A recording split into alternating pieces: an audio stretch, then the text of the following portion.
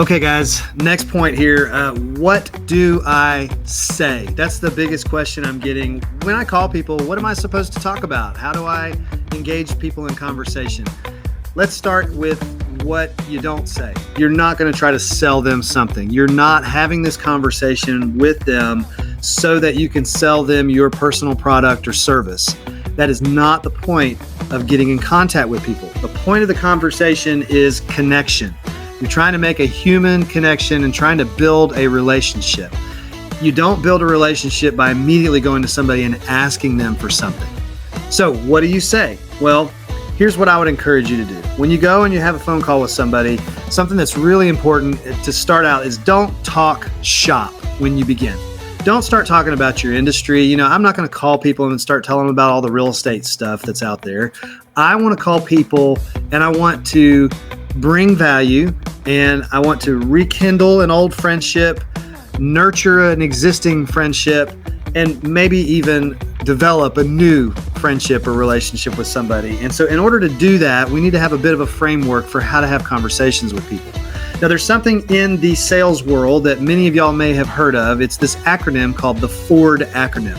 FORD stands for family, occupation, recreation, and dreams. So we're going to talk to people about the things that are important to them. We're going to talk to them about their family. Hey, do you have kids? You're married? What's going on? How long have you been married? How long have you lived in the area? That kind of thing. You're also going to ask them questions about their occupation. What do you do for a living? Where do you work at? How long have you been doing that?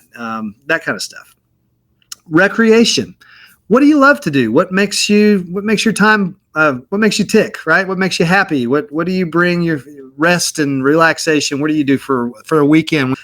When you are thinking about Friday, what does Friday look like for you? What does Saturday look like? Where do you hang out? Who are your friends? And then finally, if you want to go a little bit deeper with folks, start talking to them about the things that they're dreaming about. What is it that you're dreaming about? What are your goals in life? What do you love to think about doing someday when you retire or whatever?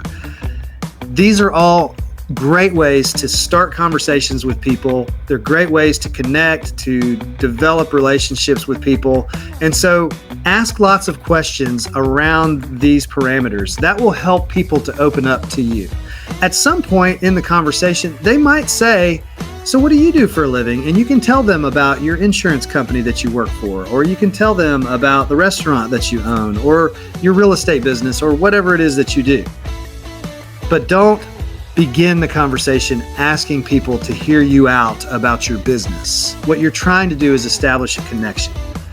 As we go through this process, it will become more natural. The more phone calls you make, the more conversations you have, it will become a lot more natural. The first several phone calls are going to be a little bit awkward and weird. Don't worry about that. You're not trying to sell something. You're just trying to make a friend.